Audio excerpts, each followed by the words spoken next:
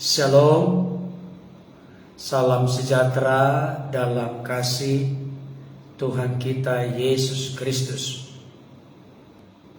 Kali ini kita masuk kepada topik yang baru, ciri-ciri doa yang dijawab oleh Tuhan.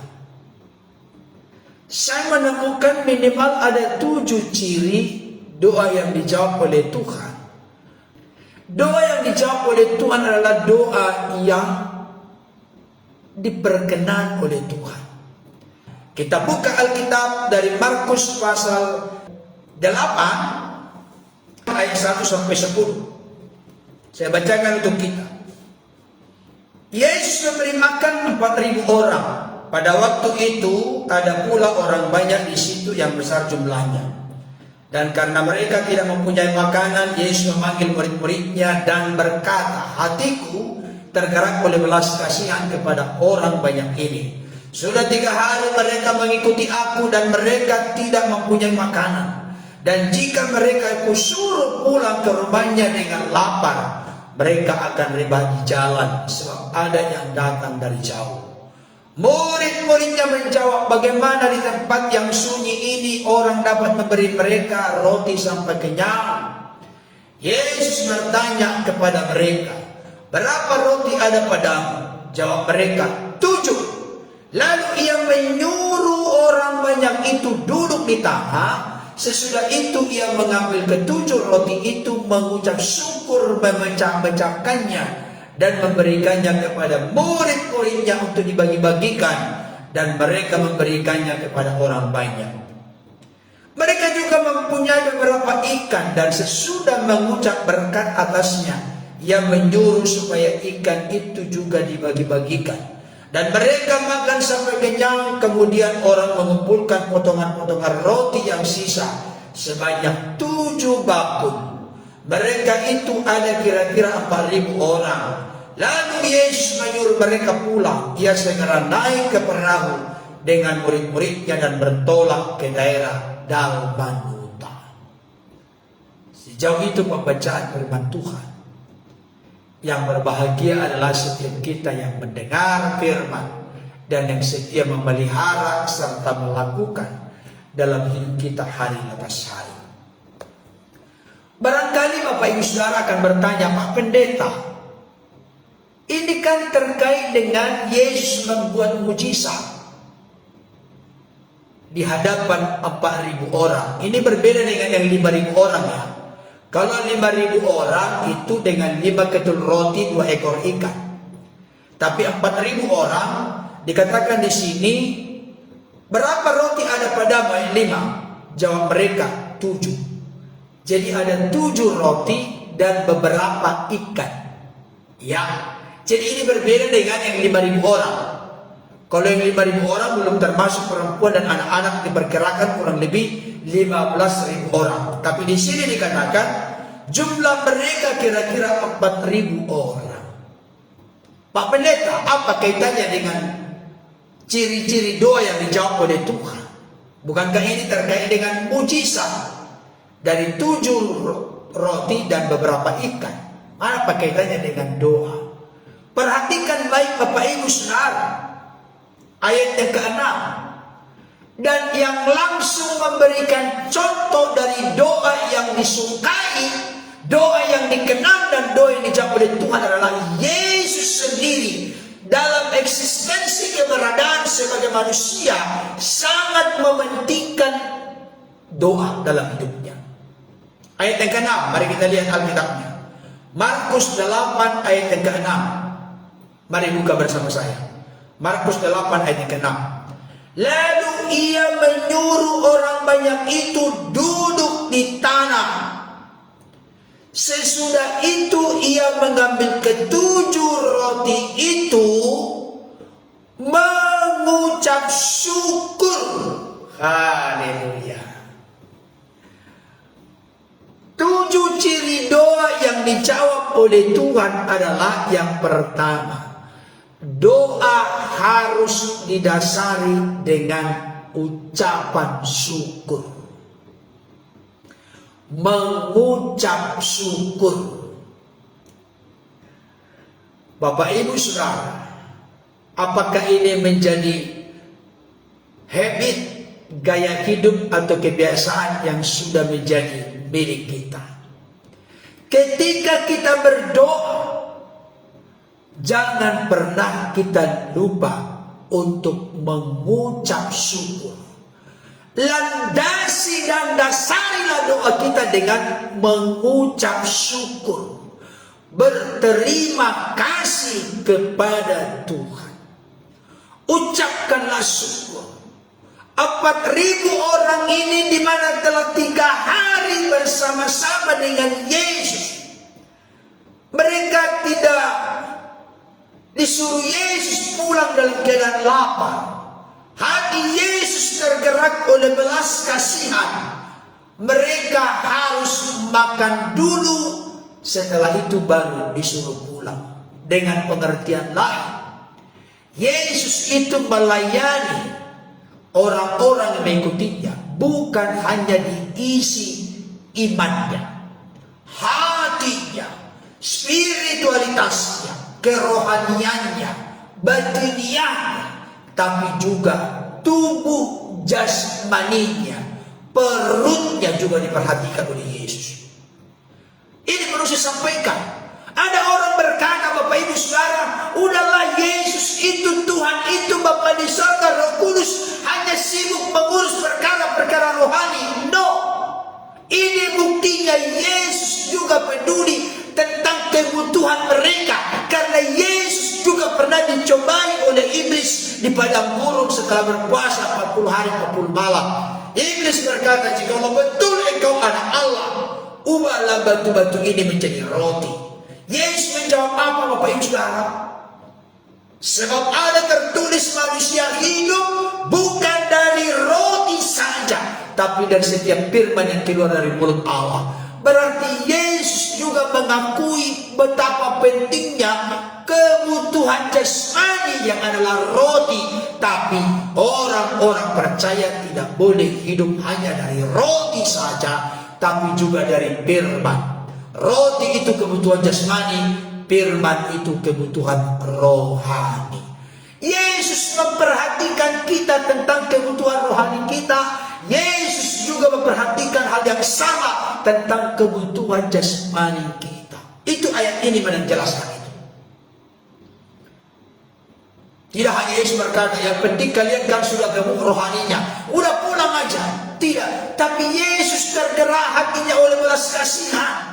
Kalau sampai saya suruh mereka pulang dalam keadaan lapar, maka di tengah jalan mereka akan rebah, akan lelah, akan lemah, dan mereka ada yang datang dari jauh, kata Yesus.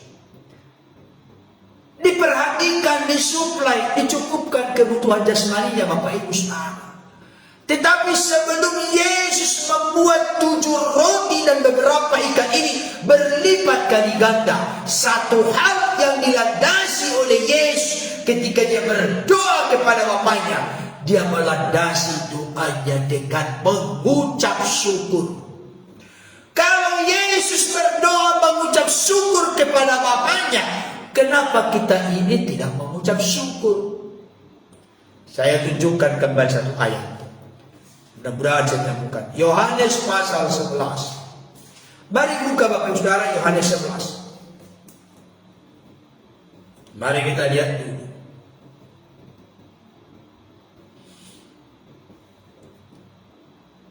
Yohanes 11 ayat 41. Mari kita perhatikan. Saya tahu Bapak Ibu Saudara ini sesuatu yang asing bagi kebanyakan kita. Waduh, ternyata tidak boleh main-main, tidak boleh dipandang sebelah mata, tidak boleh diremehkan tentang mengucap syukur, melandasi doa dengan ucapan syukur. Ucapan syukur salah satu ciri dari doa yang dijawab oleh Tuhan. Halo Bapak Ibu, bukankah kebanyakan kita ini ketika berdoa yang disodorkan adalah permohonannya? Apalagi orang-orang yang kepepet, mana ingat lagi bersyukur, langsung Tuhan, apalagi sudah di bypass stadium 4, gak ada lagi bersyukur. Tuhan tolong jamah sembuhkan, sakit kanker stadium 4 sembuhkan. Tidak Tidak salah mendoakan demikian, tapi ternyata salah satu ciri dari doa yang dijawab oleh Tuhan adalah dasarilah doa kita dengan ucapan syukur, mengucap syukur kepada Tuhan. Yohanes 11 ayat 41. Maka mereka mengangkat batu itu. Lalu Yesus menengadah ke atas dan berkata, Bapa, apa? Aku mengucap syukur kepadamu karena engkau telah mendengarkan aku. Jadi Yesus itu sering mewarnai doa-doanya dengan mengucap syukur. Orang yang tidak suka mengucap syukur, orang yang tidak suka berterima kasih adalah orang seperti ungkapan yang berkata, lupa kacang pada kulit, lupa daratan. Dengarkan baik kalimat ini. Mengucap syukur dalam berdoa berarti kita menyadari kebaikan Tuhan telah kita nikmati kecakapan Allah. Mengucap syukur dalam berdoa berarti itu persiapan bagi kita untuk melihat perkara-perkara yang lebih besar, lebih dari kita doakan, pikirkan, Tuhan kerjakan bagi kita di masa akan datang. Halo Bapak Ibu, mari kita selaraskan pikiran kita, mari kita selaraskan hati kita, mari kita cocokkan, sesuaikan hidup kita dengan apa yang dikatakan oleh firman Tuhan. Katakan kepada diri masing-masing, sebagai suami, sebagai istri, sebagai orang tua, sebagai anak, pemuda-pemudi, sebagai anggota keluarga kita. Kalau Yesus menaikkan doanya dalam eksistensi keberadaan sebagai manusia kepada Bapaknya didasari dengan mengucap syukur, maka aku dan seisi keluargaku akan memulai doa-doa kami dengan landasan mengucap syukur. Ucapkanlah syukur kepada Bapa di surga. Jangan langsung kepentingan kita langsung merocos permohonan. Dasari dan awalilah dengan mengucap syukur.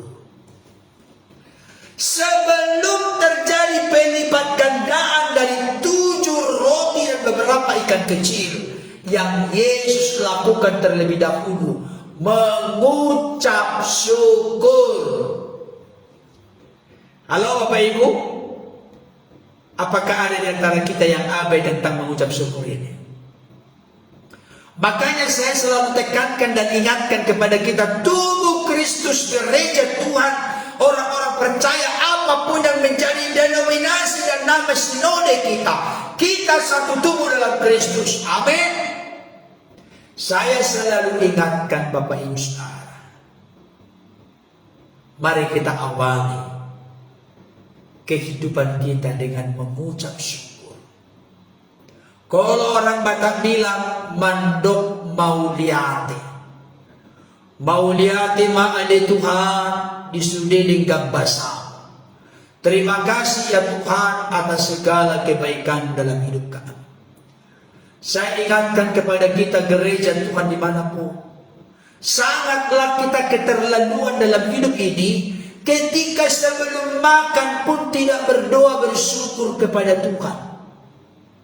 Orang Batak bilang langsung mau disohal dahani dan diingok martangiang tutuhan. Langsung dimakan nasinya, tidak ingat bersyukur, berdoa kepada Tuhan. Langsung makan tanpa merasa bersalah. Padahal dia itu KTP-nya Kristen, agamanya Kristen, terdaftar di organisasi gereja tertentu, makan pun tidak ingat bersyukur. Saya ingatkan Bapak Ibu Saudara, dengarkan baik.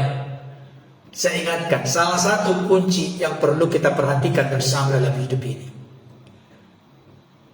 Saudaraku yang dikasihi oleh Tuhan, dengarkan ini baik Bapak Ibu Saudara. Mari kita ini mengawali hari-hari kita dengan mengucap syukur. Amin Bapak Ibu Saudara. Mari awali hari-hari kita dengan mengucap syukur. Jangan pernah remehkan, jangan pernah abaikan mengucap syukur dalam hidup kita. Karena mengucap syukur itu adalah sesuatu yang sangat luar biasa. Dan mengucap syukur berarti kita mengingat kebaikan-kebaikan Tuhan dalam hidup kita. Dengan mengucap syukur, kita dipersiapkan untuk menerima apa yang lebih baik, lebih indah, lebih besar ke depan. Dan salah satu ucapan syukur kita kepada Tuhan adalah, dengarkan baik ini banyak lalai disyukuri oleh orang-orang Kristen. Tapi saat ini saya ingatkan, tolong dicatat, tolong diperhatikan. Ya Bapak, aku dan seisi keluargaku mengucap syukur kepadamu atas anugerah keselamatan lewat karya penebusan Kristus dalam kehidupanku dan keluargaku. Jangan lupa mengucap syukur atas penyelamatan, pendamaian, pengampunan, pembenaran, penebusan yang telah Yesus lakukan dalam hidup kita. Biasakan mensyukuri itu. Karena itulah harta kita yang terbaik, harta kita yang teristimewa, harta kita yang terindah, harta kita yang terbesar. Coba biasakan Bapak Ibu Saudara. Ya Bapak, ya Tuhan, aku dan seisi keluargaku, suamiku, istriku, anak-anakku, kami mengucap syukur atas anugerah keselamatan yang sudah Engkau karuniakan bagi kami. Siapa yang pernah melakukan demikian? Bapak Ibu Saudara, siapa yang sering melakukan demikian? Atau siapa yang tidak pernah berdoa demikian? Tuhan, aku mengucap syukur atas perlindungan. Amin. Tuhan, aku mengucap syukur anakku sudah lulus. Amin. Aku mengucap syukur Tuhan sudah naik jabatan. Amin. Amin, amin, semua itu amin. Tapi pernahkah kita dari hati atau dari lubuk hati terdalam berkata, Tuhan, kami mengucap syukur atas anugerah keselamatan yang sudah Engkau berikan kepada kami. Engkau angkat kami menjadi anak-anak-Mu dan ahli waris yang kekal dalam kerajaan. Ini luar biasa Bapak Ibu Saudara. Halo Bapak Ibu, amin. Nah, sekarang kita sudah tahu jawabannya, 7 ciri doa yang dijawab Tuhan. Yang pertama, landasannya adalah doa harus didasari dengan ucapan syukur. Pertanyaan saya berikutnya, saya akan menyampaikan mutiara kebenaran ini kepada kita. Apa alasan kita untuk mengucap syukur atau bersyukur? Apa alasan bagi kita untuk bersyukur? Saya temukan dari seluruh Alkitab minimal 3 argumentasi atau alasan kita bersyukur. Mari catat ayat-ayatnya. Makanya saya sampaikan kepada Bapak Ibu Saudara yang serius bertemu dalam Tuhan, siapkan pulpen dan bukunya. Ya, ayat-ayatnya itu dicatat dan nanti dipelajari. 3 alasan kita bersyukur kepada Tuhan. Yang pertama, 1 Tesalonika 5 ayat 18. Mari buka bersama saya. 1 Tesalonika 5 ayat 18. Sudah? 1 Tesalonika 5 ayat 18 dikatakan demikian. Mengucap syukurlah dalam segala hal, sebab itulah yang dikehendaki Allah di dalam Kristus Yesus bagi kamu. Mengucap syukurlah dalam segala hal, sebab itulah yang dikehendaki Allah di dalam Kristus Yesus bagi kamu. Kita mengucap syukur, kita bersyukur karena itu dikehendaki oleh Allah. Kalau mengucap syukur dikehendaki oleh Allah, berarti menyukakan, menyenangkan hati Allah. Bapak Ibu Saudara, saya mau tanya, kalau anak-anak kita menyukakan, menyenangkan kita, Kalau anak-anak kita melakukan apa yang menjadi kesukaan kesenangan kita, apa yang terjadi Bapak Ibu Saudara?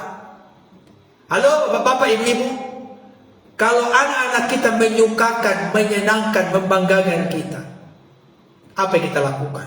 Contoh praktis. Puji Tuhan, saya sangat bersyukur, berterima kasih. Beberapa minggu yang lalu putra saya yang paling bungsu, namanya Samuel Sanjaya Nababan, itu gak pernah kejadian Bapak Ibu Saudara. 6 tahun dia di SD, gak pernah dia berprestasi dalam pengertian ranking. Ini hal kecil ya. Ranking bukan menjadi penentu berhasil, tetapi itu bisa menjadi salah satu indikasi. Dulu waktu dia SD dari kelas 1 sampai kelas 6, gak pernah dia 10 besar. Tapi kemarin ketika dia sudah masuk kelas 1 SMP, saya kaget Bapak Ibu Saudara. Dia pulang dari sekolah, didampingi oleh istri saya, mamanya, untuk mengambil rapor. Setelah pulang, dia ngomong ke saya, "Papi, saya ranking 8, saya urutan 18. Ranking 18," katanya. Oh ya udahlah.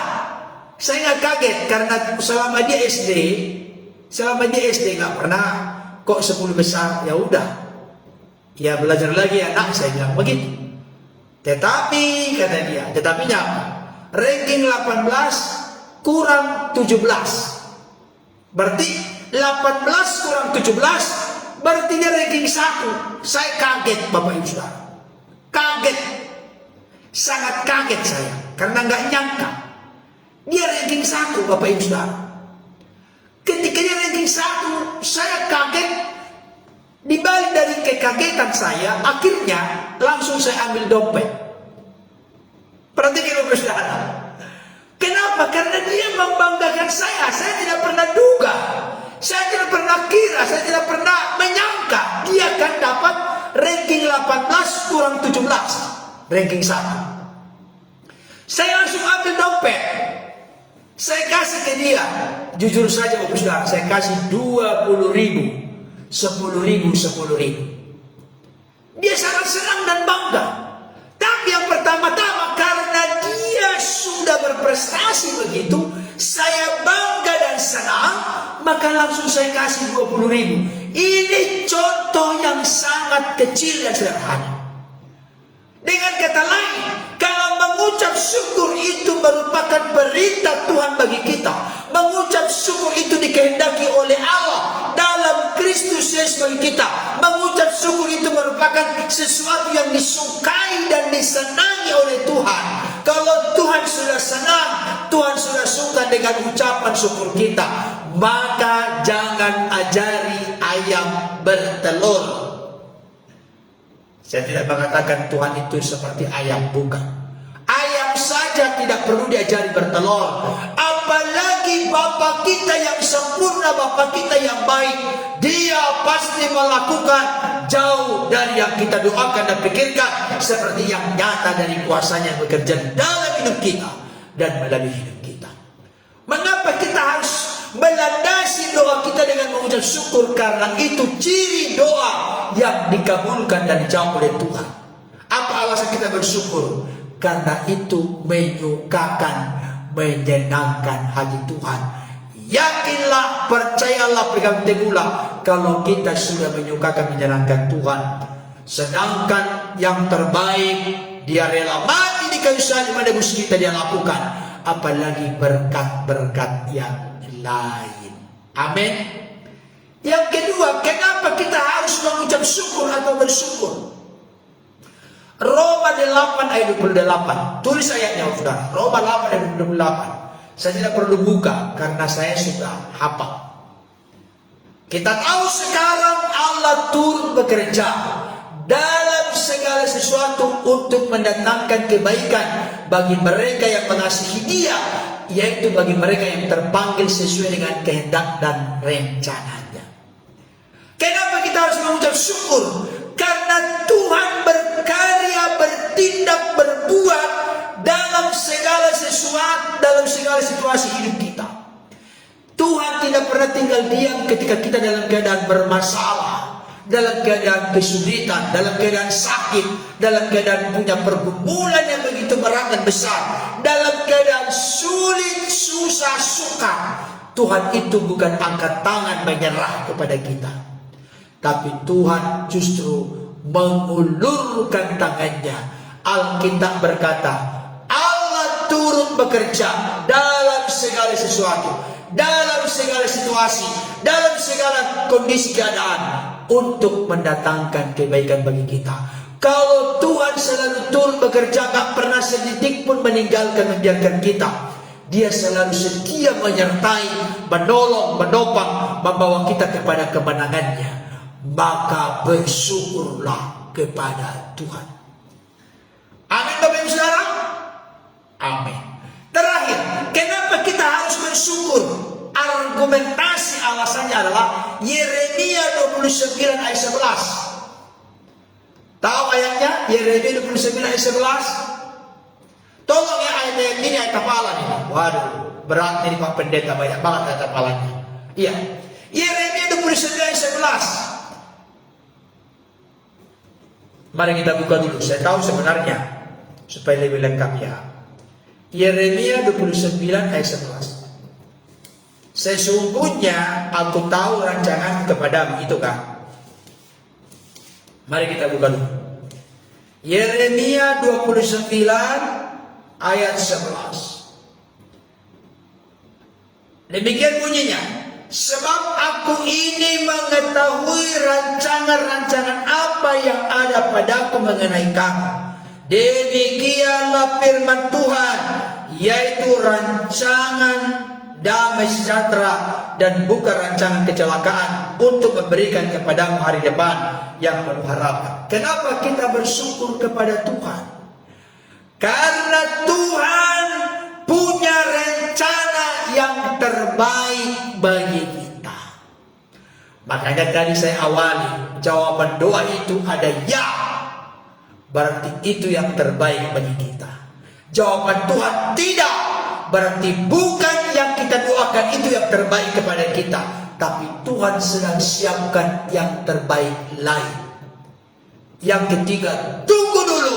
Berarti kita perlu gigih, tekun, sabar, antusias, bersemangat untuk terus berdoa kepada Tuhan. Karena ada ayat berkata, tetaplah berdoa, tekunlah berdoa. Saudara dikasih Tuhan, saya ulangi kembali ya, 7 ciri doa yang dijawab Tuhan. Yang pertama adalah doa yang didasari dengan ucapan syukur. Bersyukurlah. Sediakanlah waktu kita untuk bersyukur kepada Tuhan. Jangan langsung permohonan, tapi bersyukurlah. Agungkanlah Tuhan, muliakanlah Tuhan, hormatilah Tuhan dengan kita mengucap syukur atas segala hal yang telah dilakukan dalam hidup kita. Saya katakan tadi, mengucap syukur mengingatkan kita 2 hal. Pertama, banyak hal yang telah Tuhan lakukan bagi kita. Yang kedua, mempersiapkan roh kita, hidup kita untuk menerima sesuatu yang lebih besar di depan dalam hidup kita. Apa alasan kita bersyukur? Ada dari 3. Bersyukur karena itu adalah karena bersyukur dikehendaki oleh Tuhan, disukai di kenan Tuhan. Yang kedua, karena Tuhan berkarya dalam segala situasi hidup kita, bukan tinggal diam, bukan lipat tangan, tapi berkarya, bertindak, berbuat bagi kita. Yang ketiga, karena rencananya selalu yang terbaik bagi kita. Selamat hidup bersyukur. Jalani hari-hari kita dengan bersyukur. Bahkan sampai ada firman Tuhan berkata, bersyukurlah kepada Tuhan sebab Dia baik, bahwasanya untuk selama-lamanya kasih setianya. Sampai diciptakan menjadi sebuah lagu, bersyukurlah kepada Tuhan, sebab Dia baik, bahwasanya untuk selamanya kasih setianya. Bersyukurlah kepada Tuhan, sebab Dia baik, bahwasanya untuk selamanya kasih setianya. Bersyukurlah kepada Tuhan. Awali dan mulailah hari-hari kita dengan bersyukur kepada Tuhan. Ternyata di tengah-tengah bersyukur, 7 roti dan beberapa ikan sanggup menghidupi, mengenyangkan 4.000 orang, masih sisa 7 bakul. Di tengah, di balik bersyukur, ada keajaiban, ada mujizat, ada perkara besar. Karena itu milikilah kesukaan untuk bersyukur. Dan jangan lupa, kita bersyukur karena itu dikehendaki Tuhan. Kita bersyukur karena Allah bekerja dalam segala situasi mendatangkan kebaikan. Kita bersyukur karena rencananya yang terbaik bagi kita. Selamat tidak bersyukur Bapak Ibu Saudara. Amin. Tuhan Yesus menolong kita untuk setia dan tekun bersyukur dalam hidup kita. Karena doa yang didasari dengan syukur atau bersyukur atau ucapan syukur adalah doa yang dikenal, dikabulkan, dan dijawab oleh Tuhan. Kiranya kebenaran firman Tuhan ini menjadi berkat bagi kita. Tuhan Yesus yang menolong memampukan kita untuk tetap hidup dan berjalan dalam kebenarannya. Nantikan bagi